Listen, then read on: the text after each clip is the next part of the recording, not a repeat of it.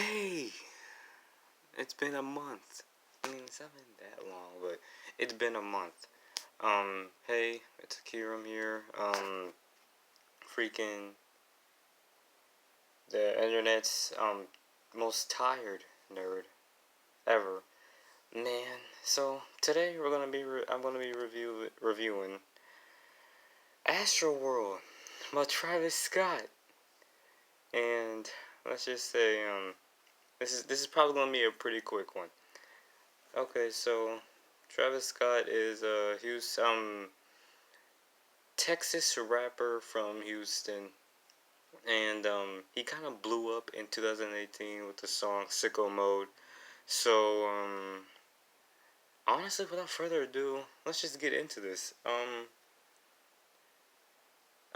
Whoop, let's man, okay, well, let's just get into this. Okay, first song, um, Stargazing. Um, Honestly, this is actually a really cool song. Apparently, this was like I think this was like a single or something before the album came out. No, it was just the first song on the album. This is actually a really tight song. I actually really like this one. I liked it ever since I tried to watch listen to it all the way back in 2018 because I've already tried to listen to this album, but it was so boring that I just didn't do it. But But this song is actually pretty tight. I would actually suggest you just to listen to this song. Um, it, um it it doesn't really change the beat up like Sicko Mode or anything. It's just a nice song with pretty good lyrics, and his flow is pretty good. Um, I feel like he does use autotune pretty well. But later into this review, we're gonna find out that that's a problem. Um, So I guess the next is Carousel. That's exactly 3 minutes. Again, this is like stargazing. It does remind me of a carousel. I feel like whoever did the production on every single one of these tracks did a pretty cool job. Um, but I feel like it's just a little bit too samey to stargazing. Because at first I always got it mixed up between stargazing and carousel. But carousel is honestly just a little bit more darker in tone compared to stargazing. But it's still a pretty good track. So I would recommend listening to this one. Then we got Sicko Mode. We already know this one. Sicko Mode is a meme. Well, it used to be a meme. Um, and there's really not much to say. You guys probably already know this song. Um, I do like the beat switches every single time. Before I knew what the song was, I always thought that the song kept changing. I was like, well, why is the song changing? Why is this happening? What's happening? Um, but honestly, compared to the rest of the album, this is probably actually is probably one of the best tracks on it. I do think it's a little bit overrated, but it still is actually a pretty good track, even though it has gotten done to death. But I guess next we're gonna go. We're gonna do Next is R.i.p Screw. This one is just forgettable. It honestly is. It's just so forgettable. In fact, yeah, it's just so forgettable. I kind of try to listen to this album while doing my homework, and man, it's just no. It's not even a chill track. It's just forgettable. It's honestly kind of boring. No, it's like Carousel except worse. Um, Next is Stop Trying to Be God, and I tried to listen to this track on multiple occasions, but I kind of just stopped in the middle because man, this is so boring. So when I finally actually forced myself to listen to it, I was like, dang, this is really cool. He actually did have a couple of features on it, but he didn't really credit them, which was kind of stupid. But I mean, like, I guess I'm gonna guess the reason why, so that way, like, his name can actually be out there, and not like, hey, stop trying to be God about whoever is like on the track. But that's pretty much all for that track. I do like the vibe of it. It's very different from like the 4 other songs before it. Yeah, it's pretty cool.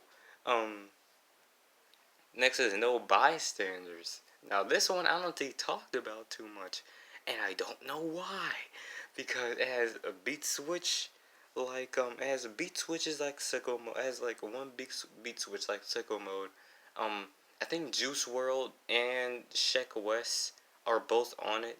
He just didn't credit them, but they're both on it. But this is a cool track.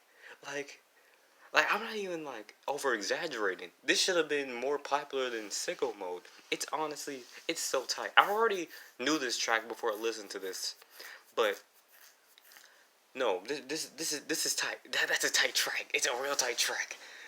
Next is Skeletons, which it does remind me of a situation that happened a couple of months ago.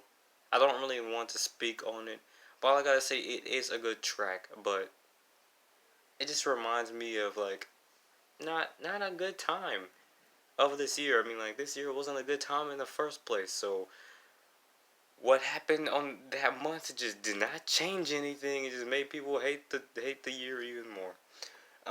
Next is Wake Up, which is literally just a song about vegan sex. It's literally just a song about that.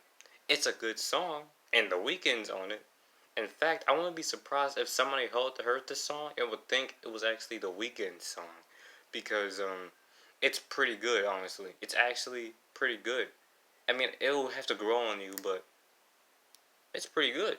Um, Next, I'm just gonna bundle all of these songs in one, and that is 5% Tint, NC-17, Astrothunder, Can't Say, and Who? What? That's the name of the song. Um, because, oh my god, this is like the Carter, except it's better than the Carter by Lil Wayne. And I'm gonna tell you why. Every song sounds the same, and I don't mean like saying like they're all copied and pasted. No, they sound too similar. And Travis Scott, I mean, like at the beginning he was doing pretty good on the tracks, but when it gets to this, oh my god, he just sounds kind of just monotone, like Drake sometimes. He kind of just sounds kind of like monotone and like not excited. While all the features, the uncredited features on there, can do like 10 times better than him. 10 times better, without a doubt. Way, they just blow him out of the water. Even they have auto tune on their voices, and they still blow him out of the water. It's honestly unbelievable. Um, I mean, like, I wouldn't say they're bad, but they're just repetitive. They're just so repetitive. I just no, I just don't like it. I just don't like it. I just don't like any of those tracks. I mean, I think the instrumentals on 5% Tint and NC-17 are both good, and that's the reason why I kind of put them in my liked list on Spotify. But other than that, man, they all sound the same, and that's so sad. That's so sad because the rest of the album was going good. It was going pretty good, but when it hit there, I was like, man, I was freaking yawning. It was boring. It was really boring. Um, but now we're away from that dumpster fire. We can go to Butterfly Effect, which is a mainstream song, and you probably heard it. You just don't remember. If you want to go here, it'll be like, oh yeah, I know this song. Yeah. But it has been overplayed, and when you overplay it too much, it does get a little bit boring. But going back to this track, it's still like one of the best tracks on the album. It definitely is. I mean, like, it probably was made to be mainstream, but it definitely was one of the best on the album, no doubt. Um, Next is HoustinFornication, and that's exactly like all the 5 other songs I mentioned, that were just the same. That's exactly what that one was. I yawned through that one too. It's kind of sad. It's really sad. After Butterfly Effect, yeah, no. Coffee, and then finally we got the final song, Coffee Bean. And let me tell you, I was happy. Not only because the album was ending, but also because this song was actually good. What? How does that even work? How does that even work? It the instrumental is like a way different. If I didn't mention this, but all the instrumentals on this album are all otherworldly, spacey. Some of them you can even say underwatery, like what Butterfly Effect. But Coffee Bean is truly something different. It reminds me of Butterfly Effect, which kind of reminds me of being underwater and kind of like spacey and everything. With all the other ones, it's like I said, it's like spacey, but more like, like alien spaceship spacey. If you get what I mean, but you probably don't. Um, but this is actually a tight track. This one's cool. I don't know why the 6 other tracks before that weren't like that, but yeah, that was AstroWorld. If I were to give it a rating, I would like give it like a 6.5.